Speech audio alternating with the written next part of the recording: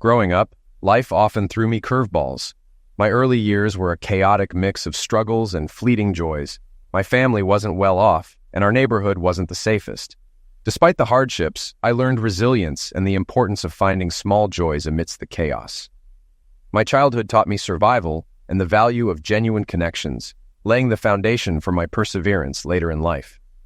As I entered adulthood, those lessons became even more relevant. I navigated various jobs, striving for stability and purpose. Relationships came and went, each teaching me about trust, betrayal, and self-worth. By my 30s, I had a clearer understanding of myself and my goals. Yet nothing prepared me for the whirlwind of events leading me to the brink of a new chapter in life. A scream of pain echoed in my mind. My scalp throbbed, and my skin felt like it was being pricked by needles. I tried to open one eye, but the brightness felt like a supernova, piercing my brain like a runaway freight train driven by a furious, possibly inebriated Ted Nugent. A horrible screeching sound built up, like cat nails on an endless chalkboard. "Sweet Jesus, Buddha, Shiva, anyone!" "Cthulhu," I muttered. I retched, but had nothing left to vomit. The screeching coalesced into something recognizable as a human voice. I forced my eyes open and tried to understand the blurry form above me. Shutting my eyes and reopening them, I saw a pair of feet in pink toenail polish and cotton candy slippers. Okay, a woman's feet, I thought. Probably not Leonard from Trailer 6, who sometimes liked to feel pretty when drunk. These feet were too small, lacked toe fungus, and were attached to well-formed legs without his moles or Rick Astley tattoo. The voice began making sense in Spanish, but my limited Spanish from Sesame Street didn't cover what was being said. I caught words like 32 donkeys and your grandmother, likely not an invitation to a Tupperware party. Realizing I was lying on my side in the trailer park's white gravel dust, I pushed myself to sit, dry heaving from nausea and a massive headache. The screeching stopped and the feet jumped back. I looked up to see things had worsened. Rosa Rafaela Rodriguez glared at me, clutching her pink robe and pointing accusingly. Her chihuahua stood ready to attack. Most avoided Rosa. Leonard called her the angriest woman on the planet. I avoided her since she reacted to my friendly greeting as if I tried to kidnap her. Along with court notices, lawyer bills, parole supervision fees, and utility final notices, I got an earful from her. Giving up, I turned and walked away, which only fueled her fury. Despite avoiding her, I enjoyed watching her outside in her transparent pink robe, brightening my otherwise bleak existence in our mostly abandoned trailer park. She drew herself up and launched into me again. Ignoring her, I struggled to my feet, pushing an umbrella off. She stopped, looked me over with disgust, and switched to English. "What the hell is wrong with you?" I looked down and saw I was standing in the rose bushes outside her trailer, which explained the pain. More troubling, I was unclothed and painted green, white, and red. A small crowd, including Leonard in overalls, Maisie looking like Danny DeVito in drag, and Delbert and Tawny in matching sweats with 5 o'clock shadows, watched with amusement. I grabbed an umbrella to cover myself, sending Rosa's chihuahua into a barking frenzy. "You scared my little Liam," Rosa snapped, picking up the dog. I shook my head, regretting it immediately. "Liam? Who names a chihuahua Liam?" "She likes Liam Hemsworth," Maisie chimed in, fanning herself. "I prefer Chris Hemsworth, but I wouldn't kick Liam out of bed for eating cookies, if you know what I mean," Maisie added. Rosa's shriek made me cringe, expecting the glass to shatter. The maintenance guy who could fix windows had disappeared a while ago. Rosa, pointing at me, demanded, "You think that's funny?" "No," I replied. "Chris and Liam would be horrified." Maisie huffed, folding her arms. "Not what I meant. You," she clarified. Rosa launched into another Spanish tirade, likely not a history lesson. Her robe fell open, revealing she wore nothing underneath. The chihuahua pawed at her, pulling the robe further open, showing off a well-groomed heart shape. "Never seen a naked woman before," Rosa snapped. "Not many built like you. I love the heart," I replied. She closed her robe, annoyed. "Clean your vomit out of my rose bushes, a-hole." I looked down at the mess. "I'll get to it this afternoon." "Yeah, right," Rosa replied, disbelieving. "You stole my heart," I said, nodding at her robe flapping open. She tried to close it, exposing a nipple before covering up again. "What?" she questioned. "Nothing. I'm staying until the show is over," I said. She growled and stormed off, her robe flying up to reveal her bare bum. The crowd dispersed, leaving Leonard, Maisie, and me. "That's quite a woman," Leonard muttered, scratching himself. "For God's sake, Leonard, she's half your age," Maisie said. "Yeah, she is," Leonard grinned. "Pervert," Maisie retorted. "Yep," Leonard agreed, still looking where Rosa had disappeared. Hey, Maisie, I called, still watching where Rosa had disappeared. Joseph, is it Sunday? It's Sunday, Maisie confirmed. Good. Then I'm not late for work, I said. Maisie looked puzzled. What does Mexicano honorario mean? Honorary Mexican, I replied, seeing the letters written on my chest. I'm going to kill Miguel. Dragging myself to my trailer, I retrieved my key from under a flower pot. Inside, my furniture consisted of 2 lawn chairs, a thrift shop radio, and a milk crate. I put on some shorts and fetched several buckets of water for Rosa's garden, not wanting to ask to use her hydrant. I spent the rest of the day fighting my hangover with gallons of water and Tylenol, setting my alarm before passing out. I was at the gate before sunrise when Miguel pulled up in the old school bus. Hey, Jose, he grinned. It's Joseph, you a-hole, I corrected him. It's Jose now. We made you an honorary Mexican, remember? Miguel reminded me. Yeah, I saw the label. You didn't need to use a permanent marker. I think my blood was replaced with tequila, I said. And mezcal, Miguel nodded. You left me at the gate naked, I accused him. You had a sombrero, he said smugly. I glared as I sat behind him. I woke up in Rosa's garden. Is that a metaphor? 'Cause I bet her rose garden is amazing, Miguel joked. No, idiot. I threw up on her actual roses, I clarified. Lucky you're alive. She has a crazy temper. Her ex-husband cheated, and she stabbed both him and his mistress. She's dangerous, Miguel explained. Why'd you do that to me? I asked, still annoyed. Honor. You're the first gringo crew boss who doesn't think we'll steal everything, he answered. We're harvesting tomatoes. What is there to steal? I questioned. It's pronounced Jesus. We like your common sense. It's rare, Miguel said. Though I was technically the crew boss, Miguel ran everything. I just stayed out of the way and picked tomatoes with the others. You could be the boss, you know, Miguel suggested. No way. I need you to take the blame if anything goes missing, I replied. He repeated this in Spanish to the crew, making them laugh all the way to the fields. 3 hours into our 14-hour day, my parole officer showed up. Joseph, just checking in to make sure you made it to work, Pio Heinen sneered. I'm here, I replied. It's a miracle. You know the difference between a parolee and an inmate? Just one mess up and you're a big mess, Pio said. I'm meeting my parole conditions. I'm working, I'm clean, and I'm not involved in anything, I responded. You've had 3 jobs in 6 months. Now you're working with a bunch of wetbacks, he said, glancing at Miguel, who pretended not to understand English. You'll never make another 18 months. I lost those jobs because you interfered, I accused. They needed to know what kind of loser they'd hired, he sneered. Time for a pill test. You have 2 hours to get to the center. I don't have a car, and it's almost 2 hours away, I explained. You know the deal. You fail or miss it, you're back inside. He chuckled and left. Miguel walked up beside me. Sure you're not Mexican, Jose? Miguel asked. Pretty sure. Unless Mom was with the gardener, I joked. You might want to ask, just to be sure, Miguel suggested. Why? I inquired. Because that man wants you on the other side of a wall, he said, staring after Pio's car. Jesus. You're pronouncing it wrong. Remember, you're Mexican now, I said. Alejandro will drive you to the test center. I don't have time to train a new crew boss, Miguel stated. We arrived at the test center with 15 minutes to spare. I had to pry my hands off the seat, not knowing you could drift a bus in heavy traffic. On the way back, Alejandro chatted a lot, but he didn't speak English. My Spanish was limited to counting, naming colors, and some obscenities, so we didn't get far. At dinner, Miguel sat next to me. Saturday night, you started to tell me how you ended up here but passed out before explaining how a big-shot stockbroker ended up picking tomatoes. Not much to tell. An SEC investigation hit my firm. I didn't think it involved me, but I was locked out.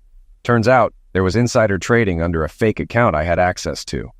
I got blamed, but they couldn't prove it, so they pulled my Series 7 license, I explained. You still ended up in jail, Miguel noted. Yeah, they found cocaine in my car during the investigation. It wasn't mine, but I couldn't prove it. They used it to pressure me about the missing money. Tens of millions. I got 3 years, but only served 6 months in county jail due to overcrowding, I continued. You sure you didn't take the money? If you did, I have a cousin, Miguel suggested. If I had millions, I'd be in Mexico by now, I replied. So where'd the pills come from? He asked. I thought they were planted, but I picked up high-end clients from the airport a lot. One could have left it. Bad luck. Everything fell apart. My wife stuck around until I was sentenced, then divorced me, taking our savings, I said. What a witch, Miguel commented. I wasn't totally numb to it, but I had enough cheap tequila to take the edge off. She works at the same company, so she's lucky she didn't get fired. That job means a lot to her, I explained. True love conquers all, huh? Miguel said sarcastically. True love doesn't pay the bills, I replied. What were you making? Miguel inquired. With bonuses, almost $500,000 a year. Now I'm barely over minimum wage. She took everything, I said. Couldn't you find it? He asked. She's an accountant, and they're good at hiding money. It'd take money, time, and lawyers to dig it out, and I don't have any of those. Maybe someday I can look into it and sue for my share, I responded. Miguel shook his head sadly. I've seen your paycheck. It's going to be a while. Against my better judgment, I let Miguel talk me into going to another bar on Saturday night. You need to get out, Jose. Have some fun, Miguel urged. Like last week, where I wished I could die on Sunday? I retorted. Despite arguing, I climbed into the back seat.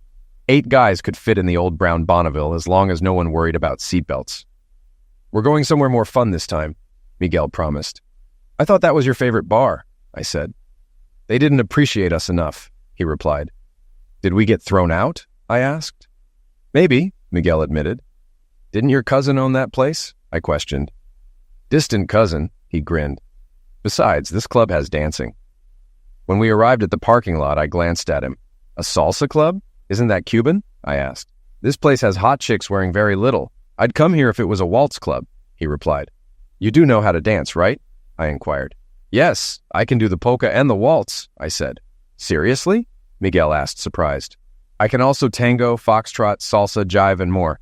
Beth and I used to hit dance clubs religiously, I elaborated. Thank God, I thought we were getting thrown out again, he said, relieved. I laughed. I'll buy your first beer. Domestic, Miguel requested. Yeah, I know. I've seen your paycheck, I responded. We had a blast. The club had 2 bachelorette parties and 3 divorce parties, making the ratio of women to men over 2 to 1. Most women were already tipsy when we arrived. I was dragged onto the floor by 2 divorcees, a maid of honor, 3 bridesmaids, and one mother of the bride who copped a feel so fast I hadn't finished my drink. I finally sat down, watching Miguel get dragged off by the mother of the bride. Holding my Modelo Especial, I scanned the packed floor, filled with more bare skin than a nudist colony. I spotted a woman with a full, toothsome behind in skin-tight jeans. She was talking to someone at a table, bent over to hear in the pandemonium. Every time she moved, my heart, among other things, moved with her. Damn, that was one fine bum. I was still entranced when Miguel stumbled to our table and sat next to me. Yokuda warned me, a-hole, Miguel said. Yeah, she was a handful. That cougar got my zipper down. She mentioned she was divorced like 6 times, he replied, pausing to follow my gaze. Damn, that's some fine... He stopped as the woman straightened and looked at us. Rosa's eyes narrowed as she approached. Miguel raised his hands. Hey man, I just got here, he said loudly enough for Rosa to hear. She ignored him and came right up to me. What do you think you're staring at, you pervert? Rosa demanded. I was about to apologize when a giggling woman in a toy bridal veil fell into the table, dragged by her maid of honor. The maid of honor, with a pink sash, grabbed my arm. She needs to dance with 5 more guys, the maid of honor insisted. I was pulled to my feet and gestured helplessly to Rosa. I'll be back. The bride, less drunk than her bridesmaid, seemed uncomfortable with the game. I tried to be a gentleman. I didn't make it back to the table for 3 more dances, intercepted by another bride, another maid of honor, and a very pretty trans woman who saved me from the cougar. At least dancing with her wasn't like dancing with an aroused octopus. I was heading back to the table when a hand grabbed mine, pulling me back onto the dance floor. Were you ever coming back to your table? Rosa glared at me as we started to dance. She seemed less angry than before. I tried. I had a cold beer back there, but it's probably warm by now, I said. No, I drank it. I was waiting for you to come back and apologize, Rosa responded. Any inclination to apologize vanished. Nonsense. If you didn't want people staring at your bum, you wouldn't paint those jeans on and bend over like that. Rosa's lips tightened, eyes narrowing. That wasn't for your benefit, pervert. I shrugged. I didn't see a reserved sign on it, and I looked pretty close. I expected her to explode, but she chuckled and shook her head. Miguel says you're not as much of an a-hole as I thought. He said it was his fault. They didn't tie me down and force me to drink, I said, trying to remember. At least I don't think they did, but he could have not painted me and dropped me off unclothed. She smiled. I didn't expect you to actually come back and clean up the vomit. I wish you'd told me that. Dragging those buckets around with a hangover was awful. The dance with Rosa was pleasant, and I felt we had a truce, at least for now. I watched her walk back to her table, enjoying the view. She glanced back, smiled, and mouthed "pervert" at me. I winked, and she rolled her eyes before sitting down. Miguel looked me over for injuries. "Looks like you got away alive." "She's your cousin," I said. "Yeah, second cousin," Miguel replied. "Thanks for putting in a good word," I said. "Kinda owed you that," Miguel admitted. "Man, you did, a-hole," I said. I managed a week without any mayhem, which was a record. 1 call to my PO, 6 days of work, and no hangover for 2 Sundays in a row. Life was good, so of course it couldn't last. We finished a field early and were heading back before sunset. "Hey, Jose, isn't that your parole officer with the blonde woman in that restaurant?" Miguel asked. "Yeah, that's..." I froze. "What?" Miguel pulled away from the stoplight.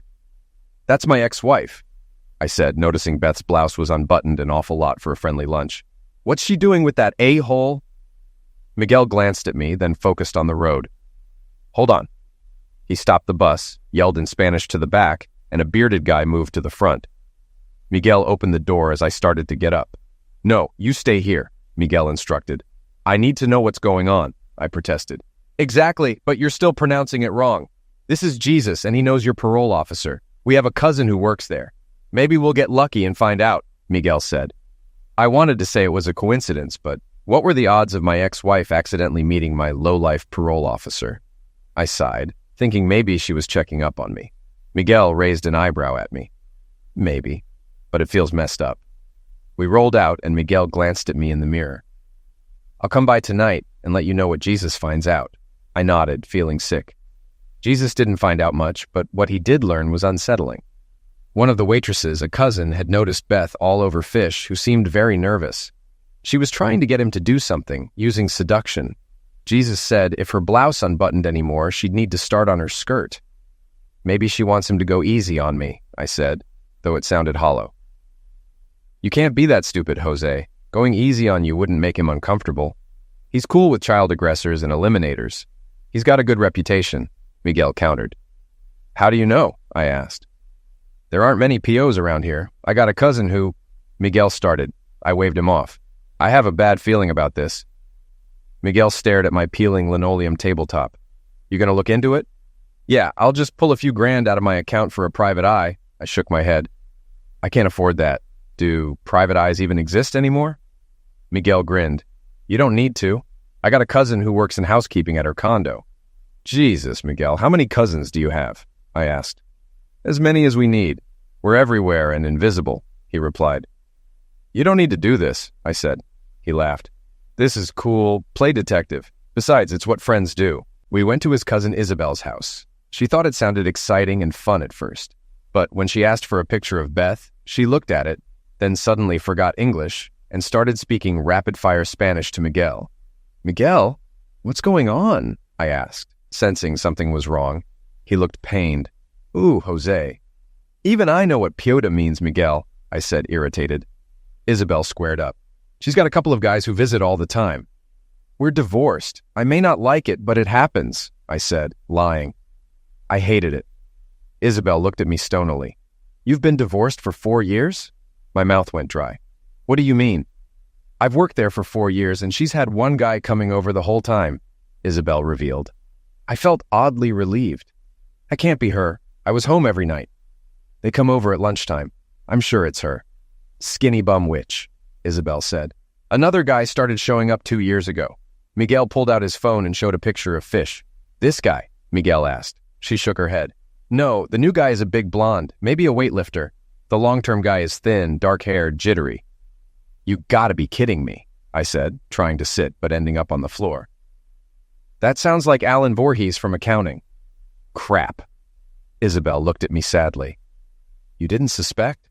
"How could I? Her office is 5 minutes away. Mine was 40 minutes in good traffic," I explained. Miguel grabbed my shoulder. "You're not going to do something crazy, right? You'll break your parole." I shook my head. "Go after them? My martial arts training is walking into spider webs and going full kung fu theater. I can't afford a PI, and screwing around isn't illegal. There's nothing I can do." Miguel shrugged, knowing I was right. I expected Fish to show up with more demands, but he didn't. 2 weeks later, just as we were near the city limits, Miguel got a call. He cut across 3 lanes of traffic and sped back to the trailer park. He stopped directly in front of my trailer. Rosa, in her skimpy pink robe, stood cross-armed, glaring at Fish. Leonard and Maisie watched, fascinated. I barely stepped off the bus before Rosa shifted her attention to me. "Did you give this idiot permission to go into your trailer? He came in right after the bus left," Rosa demanded. "It's a condition of parole," Fish said, glaring. "You have no expectation of privacy." "Yeah, but you need reasonable suspicion. Otherwise, it's maltreatment. I read the terms. I can ask for another officer to be present," I countered. His lip twitched. "That's for female parolees who want a female officer." "It doesn't say that. It just says I can have one." I decided to drop my bomb. "What did Beth want?" His face paled. "I don't need this." He turned and walked to his car. I followed. "What's going on, Fish?" I asked. He opened the door and looked at me, visibly aged. "How would I know?" He slammed the door, started the car, then rolled down the window. "I'm transferring you to Anderson. I don't want any part of this." "Part of what, damn it?" I shouted. He flicked something out the window and stared at me. "Your ex-wife wants you back in prison. Watch your back. She'll do anything." He drove off. Leonard picked up a package from the dirt. "Oxy in 4 bags, probably 20 tabs. That'd be intent to distribute," Leonard said. Miguel shook his head silently. I closed my eyes. Rosa moved closer, her scent calming me. She watched Fish's car disappear. "He was going to plant that in your trailer?" Rosa asked. I nodded, barely able to speak. "You'd have gone back to prison?" she continued. I nodded again. "It would be to a real prison this time, with real gangs." I shivered, and Rosa grabbed my arm. "Are you okay?" she asked softly. "Not really," I admitted. "Why does your ex want you in prison? You're not stalking her, right?" Rosa asked, concerned. "I don't even have a car. Miguel drives me everywhere. How could I stalk her?" I replied, trying to focus. Somehow, Rosa holding my arm helped me focus. "Something's going on, but I don't know what. We're divorced. She got everything, and I haven't been near her." I took a deep breath and told Rosa how I ended up divorced and on parole. She looked puzzled. "She tried to screw that guy into putting you in prison?" Rosa asked incredulously. "Seems like it," I confirmed. "She must really hate you," Rosa said, shaking her head. "I didn't do anything. She was the one cheating, and I didn't even know it," I said, feeling the weight of it all. Rosa's lips twisted attractively. "You didn't have to do anything. She might blame you for her actions. Women, you know."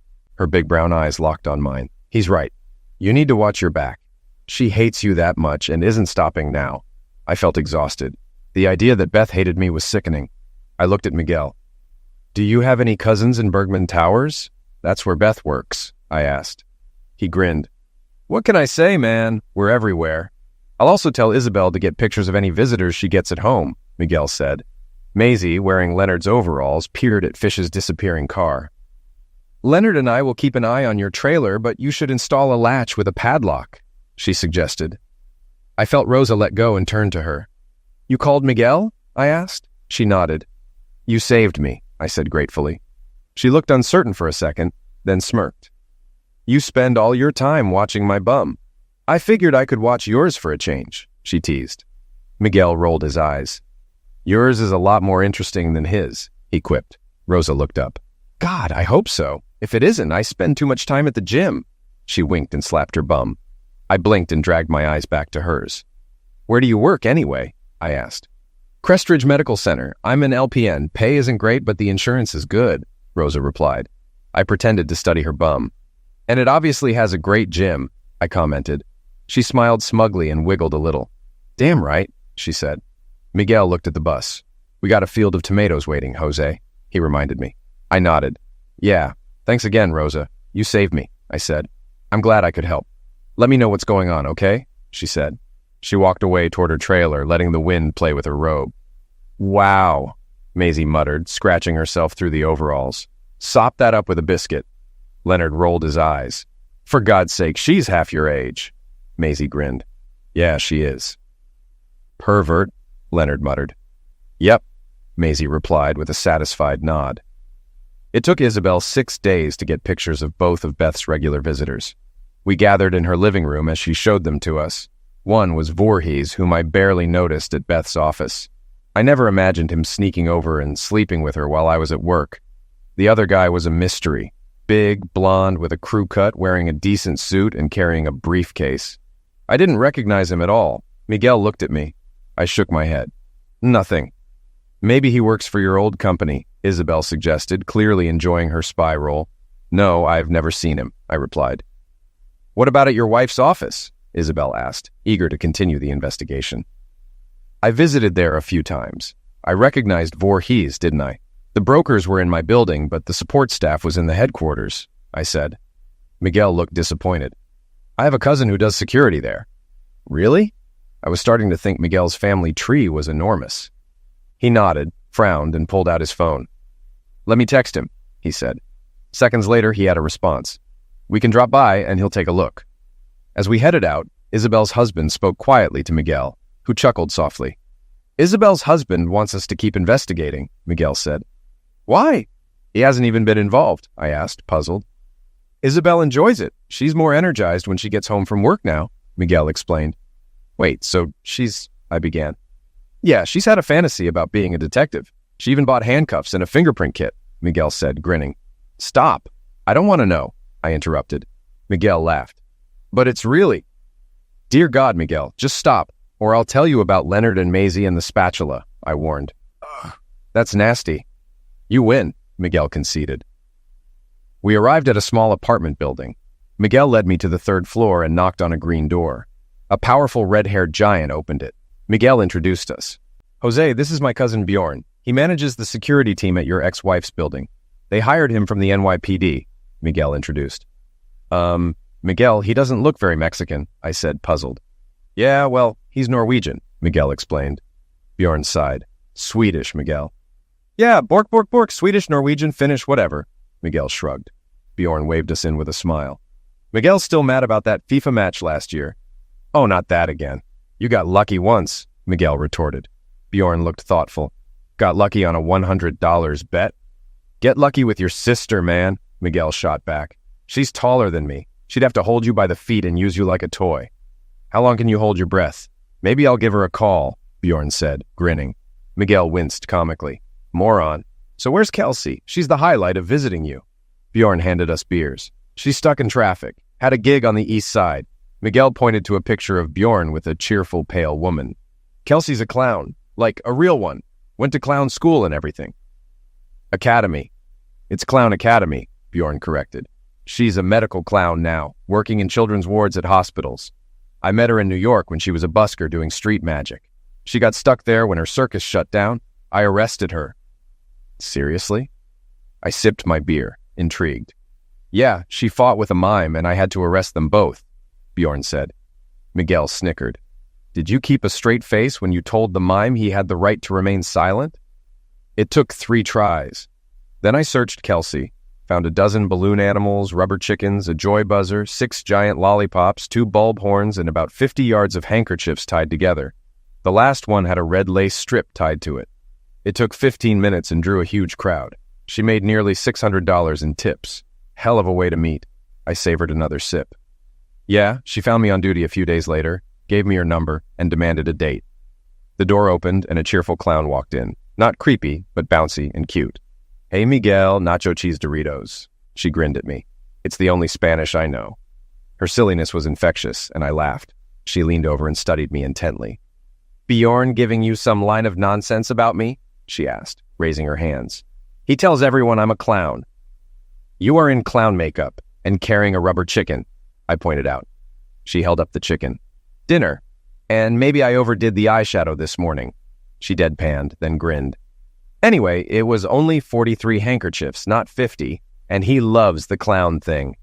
She spun into a pirouette and slid into Bjorn's lap. Don't you, babe? He kissed her, and she spun out of his lap. Be right back. Gotta get the makeup off. Bjorn watched her leave, then turned serious. The text sounded urgent. What's up? Jose has a problem. Someone is trying to set him up, and he doesn't know why, Miguel explained. Bjorn eyed me. He looks more like a Joseph than a Jose to me. Miguel, I corrected. He tipped his bottle toward me. I have strict instructions to keep you out of the complex, so I hope that's not the help you're looking for. What's the problem? It took about 15 minutes to explain, and Kelsey joined us with a beer. Sounds like a mess. Does your ex hate you that much? she asked. I shrugged. No reason for it, as far as I know. What are you trying to do now? Bjorn inquired. We're trying to figure out who this is. Miguel showed Bjorn a picture of the blonde guy with Beth. Seen this guy? Bjorn nodded. Yeah, he's been around, not as much lately. Didn't know he knew Beth. Never saw him with Voorhees either. So who is he? I asked. Evan Batchelder. He tried to intimidate me when he first showed up. He's an SEC investigator, Bjorn revealed. Miguel and I were quiet on the way back to the trailer park. He stopped at the gate. So, not all your cousins are really cousins, I remarked. He shrugged. You have the family you're born with, and the family you choose. And Rosa? I asked. She's really my second cousin. Likes you, you know, Miguel said. Weren't you the one who said she might eliminate me? I reminded him. Miguel grinned. She might. Doesn't mean she doesn't like you.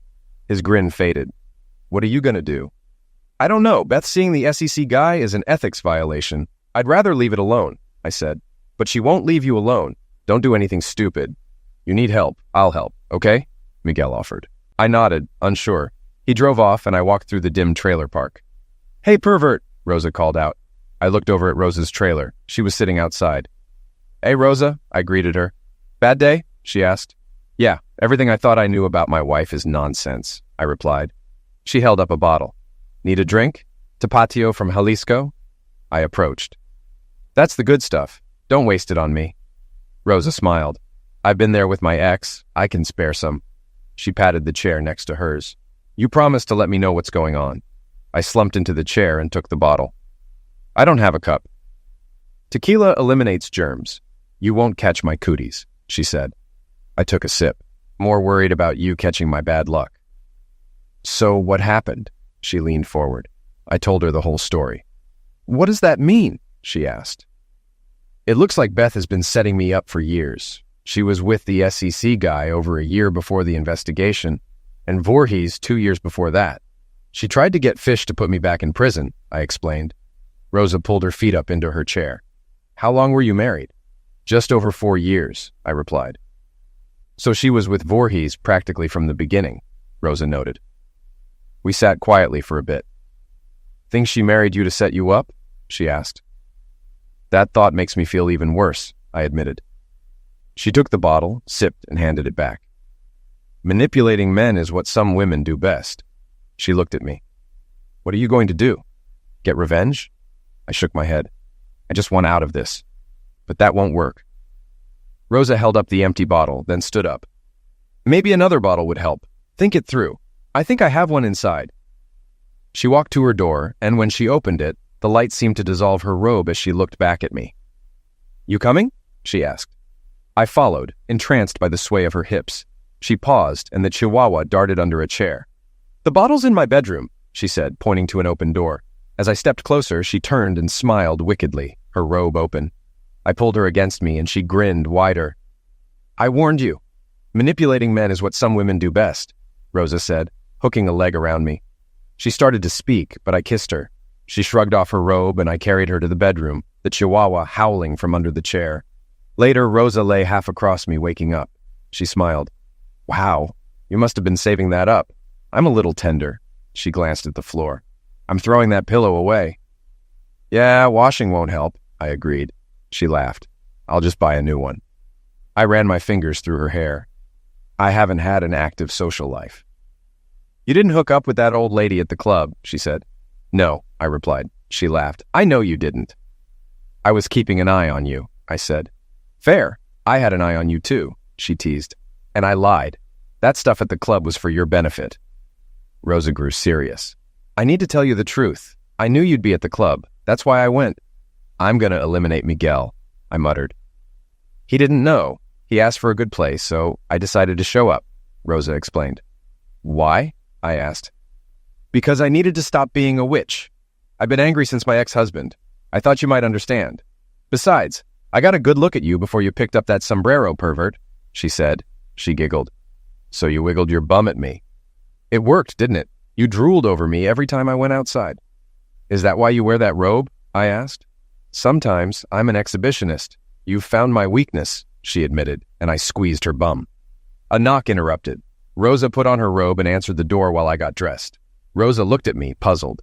This girl needs to talk to you. Kelsey stepped in. Hey, Jose, got a minute? Rosa gets to hear it, I said.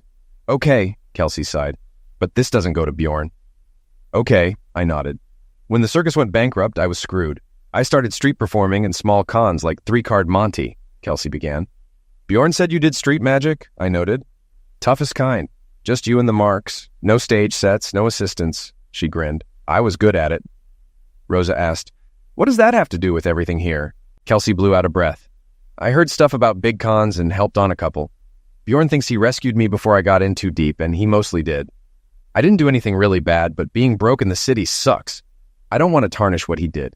He doesn't deserve that. I looked at Rosa, who smiled gently and laughed softly. I understand.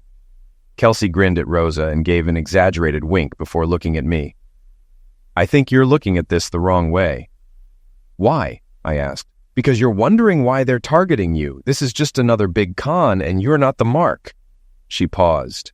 No offense, Joseph, but you can't be the mark. You don't have anything worth taking. She glanced at Rosa. No money or valuable stuff. I know, I grimaced. Then why set me up? Why try to put me back in prison? You're not the mark. You're part of the con. You're the distraction, Kelsey explained. I stared at her. I don't know what that means, but it doesn't sound good. It means you're the diversion. They want everyone looking at you, not them, she clarified. Rosa asked, how do we stop it? Kelsey grinned. Just convince the mark they're being conned. I had a sudden realization. Damn it, I'm an idiot. Why? Rosa asked, puzzled. The Seychelles. We were going to Fiji for our honeymoon, but Beth suddenly changed it to the Seychelles. Why does that matter? Rosa questioned. Banking laws. She sent me deep-sea fishing one day while she stayed at the spa. I bet she set up an account in person so there'd be no trail to her, I explained. Isn't there anyone you can call? Rosa asked. The SEC has a reporting mechanism, but that'd probably just tip them off, I said. I almost choked on the tequila. Who watches the Watchmen? Rosa smiled. Why not both the DOJ and the FBI? The FBI and IRS have websites for reporting fraud, so I used the library computer to report it, hoping it would cause enough trouble for Beth and her cohorts to leave me alone. I reported to P.O. Anderson and worked with Miguel and the crew until the end of the harvest. Then I found a job making donuts, which was easier, but I missed the old crew. The hours matched Rosa's, and we were pretty much living together, so life was good. But it couldn't stay that easy. As I was nuzzling Rosa's neck and grabbing her bum while she set the table, a harsh knock sounded. Rosa glared at the door, trying to calm her breathing. Damn it. If Leonard's here to borrow my robe again, the answer is no. It wasn't Leonard. It was 2 deputies and a couple of guys in suits. I recognized the deputies. The older plainclothes man held up his credentials. Joseph Bateman, I nodded, seeing Leonard and Maisie peering out from Leonard's trailer. I'm Special Agent Tanner with the FBI. We need you to come to the field office to answer a few questions. Rosa clamped onto my arm. Are you arresting him? No, we just have a few questions. I looked at Rosa. I probably need to do this. She reluctantly let me go, but not before taking cell phone pictures of the agents and whispering something in Spanish to one of the deputies. He paled, likely from a pass-away threat. As we drove away, I saw Leonard and Maisie heading to Rosa's trailer. At the FBI field office, I was put in an interview room with nauseatingly white walls, gray carpet, and a dull gray table, and told to wait. After 20 minutes, a clean-cut guy in a black suit entered, placed his credentials on the table, opened a folder, and introduced himself. Mr. Bateman, I'm Senior Special Agent Michael Rivera from the Criminal Cyber Response and Services Branch in D.C. We received your tip and need clarification for an ongoing FBI-IRS investigation. We appreciate your assistance. I stared in surreal horror. Miguel! Ignoring my whisper, he pointed to a line item on the list. You mentioned the money may have been moved to an account in the Seychelles. We need to narrow down which institution your ex-wife may have used. For the next 2 hours, SSA Rivera went over every detail of the suspected plot. I had to handwrite and sign statements, review maps and honeymoon itineraries, all while Rivera acted like we'd never met. Thankfully, there were no references to Isabel, Bjorn, or Kelsey. They were supposed to be family. After we finished, he gave me a perfect government official handshake and thanked me for assisting in the investigation. I walked into Rosa's trailer with silence roaring in my ears. She was waiting for me. Are you okay? She asked, concerned. Did you know about Michael? I asked. Michael who? She recoiled. Miguel. What about Miguel? Is he okay? She asked, worried. He's an FBI agent, I revealed. The shock and disbelief on Rosa's face was the most comforting thing I could have seen. Miguel? Are you serious? He told me he came out here because he had trouble in New York. Her voice trailed off, and she stood silent for a moment before launching into rapid Spanish. I was probably lucky I didn't understand. After a few minutes, I wondered if Liam would let me hide under the chair with him. Rosa, I am so sorry, I apologized. She stopped and blinked. For what? For even thinking you could have... I trailed off. She shook her head. You asked. You didn't accuse me of anything. That hijo de puta lied to us. His family. We saw the arrests and trial on TV. The FBI and IRS investigation into SEC corruption was in the news for a year. Beth took a plea deal, but still got 15 years after turning over the money she'd stashed overseas. The SEC investigator got 20 years with no plea deal. More people were involved than I thought, which made me uneasy considering Beth had drawn most of them into her plan. I was lucky I wasn't a CDC case study. Most got 5 years, though one IT guy only got 18 months. Rosa's only comment on Beth was, "You were married to that skinny witch. I thought you liked women with real bums." What can I say? I was deprived for 4 years. I'm making up for it now. She shot me a fake scowl, but the corner of her mouth twisted into a smile. I know. I can't even wear shorts. You keep leaving tooth marks all over me. She still spent most of her time off wearing just her skimpy robe. If anything, her exhibitionist streak had gotten worse. I didn't argue, though she did occasionally have a tooth mark or two. The court was looking at vacating my conviction. During the investigation, someone admitted that Voorhees had planted the pills in my car. Beth had orchestrated it. I wasn't holding my breath, though. At the speed the courts moved, I'd be done with parole before they got to it.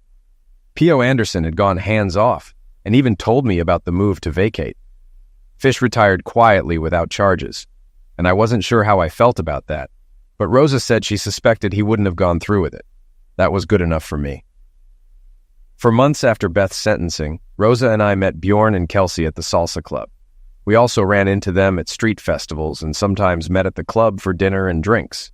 Dancing with a double-jointed clown was a trip, and watching Kelsey perform street magic tricks on patrons never got old. One evening, we arrived early. I grabbed a table while Rosa freshened up. I had just waved a waitress over when Miguel pulled out a chair. I'll get this round, man. I owe you one. Miguel spoke to the waitress briefly and then sat down. Miguel? Or is it Michael? I asked. He sighed. Miguel, you might want to keep a clear path to the door. Rosa's pissed at you. Yeah, I figured. You earned that doing your job. I bought it. I thought you were my friend. You're good. Lots of training. Bjorn told me he suspected something. He just didn't think FBI. He thought maybe State Narcotics Task Force, I said. I wasn't even there for you, you know. We had an op running, but came up empty. I was already in place when the employment agency dropped you there. Blind luck, Miguel explained. The FBI stalks? Low-level pill parolees? Really? What kind of crap is that? I asked, incredulous. Everyone was convinced you had the money hidden. Probably 6 agencies watching, waiting for you to run. Took me a while to suspect you weren't in on it, Miguel admitted. Why didn't you say something? I demanded. I couldn't be sure for a while. Once we learned an SEC investigator was involved, I was stuck. The rules are simple. The FBI should have investigated, but none of our evidence was legal, and the politics were complicated. We couldn't legally initiate an investigation with what we had, he said. But if somebody lodged a whistleblower complaint, you'd have probable cause, I suggested. He nodded. It worked, didn't it? We figured out why she kept targeting you after you were out. You were supposed to be the fall guy, but they didn't realize that. There wasn't enough evidence to really railroad you. So, when you got out after a few months, the SEC and IRS were on high alert. Beth couldn't touch the money without drawing attention. If I went back to prison for a long time, the pressure would be off and she'd be free and clear, I concluded. That's too cold, Miguel said, shaking his head. Yeah, I interviewed her. She's probably a full-blown sociopath. They're drawn to money and power and end up in politics, law, and finance. Cold as ice and damn good liars. Convincing as hell, I said. Kind of the pot calling the kettle black there, Miguel, I noted. He shrugged. Fair, still. You're lucky you're alive. She probably figured liquidating you would draw too much attention. She did ask about you, though. wondering why you hadn't tried to see her and talk." "What the hell is there to talk about? She was never who I thought she was," I said bitterly. Miguel put his beer down. "If she's like other sociopaths I've met, she wants to know she won in some way. See you break down or get upset. See your reaction when you realize you were played." He laughed. "It really pissed her off when I told her you screwed up her plan, cost her all the money, and put her in prison. Pretty one-sided win there." "I was just trying to stop everything," I said. "I know, but it worked for me. Sociopaths are usually narcissists. She tried to show how she won by explaining stuff we didn't know, put 2 more a-holes behind bars, and recovered a bit more money," Miguel concluded. Rosa suddenly appeared by the table, glaring at Miguel. She hissed something, and he raised his hands in surrender. "I know. My mom relayed your, opinion to me. I'll never hear the end of it, so thanks," Miguel said. Rosa glanced between us. I shrugged. "He's explaining what happened." She pulled a chair next to mine, gripping my arm possessively and still glaring at Miguel. He took a sip of his beer. "What else do you want to know?" I asked. "How many people were involved? Are you sure you want to know?" Miguel asked, frowning. 10, but 2 were women. 11 if you count the IT geek who botched the frame job on you. He only got a few blowjobs in the server room. He rolled on everyone as soon as we pressured him. He got 18 months, Miguel explained. 18 months in prison for a few blowjobs. Damn, I shook my head. Rosa elbowed me with a grin. Mine aren't worth that. Of course they are, I replied. Oh God, too much information. Miguel held his hands up as Rosa laughed wickedly. Things got quiet, the joking reminding us of how close we'd been. I turned my beer bottle a few times. What do you want, Miguel? I asked. I wanted to set things right. Family, you know, he said. I had bitter replies in my head, but let them go. Are we Jose and Miguel? Yeah, cousins. Michael and Joseph, not so much, Miguel replied. I looked at Rosa. I think I can live with that. She studied him. You ever do that again, you'll regret it for the rest of your life. Her tone was certain, not venomous. He nodded. I know, and I deserve it. Thanks for giving me a chance to make things right. Rosa nodded, mollified by his apology. He finished his beer. I need to apologize to Isabel. I talked to Bjorn and Kelsey. That's how I knew you'd be here. Bjorn understands, but Kelsey will take a while. She doesn't trust easily, but when she does, it's wholehearted. I messed that up. I nodded. Despite Kelsey's street smarts, she had a precious naivete that Rosa loved. He stood up, pulled an envelope from his back pocket, and smiled. With a bit of irony, I asked if I could deliver this personally. What is it? I asked, wary. The adjudication on the IRS reward money for reporting tax evasion. It's not a fortune, but it should help. It's a percentage of the taxes owed on underreported income minus taxes and other deductions. But it'll help you get back on your feet, he said. He paused. If they vacate your conviction, will you go back to your job? I shook my head. No, there will always be suspicion. No one would sponsor me for a Series 7 again. The donut shop owner is thinking about selling. I'm managing it now and looking into bank loans. It's affordable, and the profits are good. Miguel snickered. A big shot donut shop owner. Jesus, you're saying it wrong. He works at the shop. I hired him and Alejandro, I corrected. Still hard to picture, Miguel said. Money is just money, Miguel. I have family now, I said. I saw a flash of pain before he walked away. I opened the envelope and sorted the papers. The total was over $500,000. I showed it to Rosa. She smiled. No problem buying the donut shop now, and we can get you a nicer engagement ring. She studied her quarter-carat ring. No, I'm keeping this one. You worked hard to save up for it. That means a lot more. I squeezed her thigh. What are we going to do with the money left over after buying the shop? She looked up. There are a lot of empty lots in the trailer park. Maybe we could get a double-wide trailer with a big deck to have everyone over, like Leonard and Maisie. Maybe even Miguel in a month or two. She looked at the door. I nodded. With a barbecue grill, patio furniture, and a good stereo system, that sounds about right. Rosa leaned against me. Maybe we could make one of the bedrooms a nursery, you know, in the future. Her voice was measured, but I heard her uncertainty. Maybe not too far in the future, okay? Maybe get a 4-bedroom one. You never know, I said, trying to reassure her.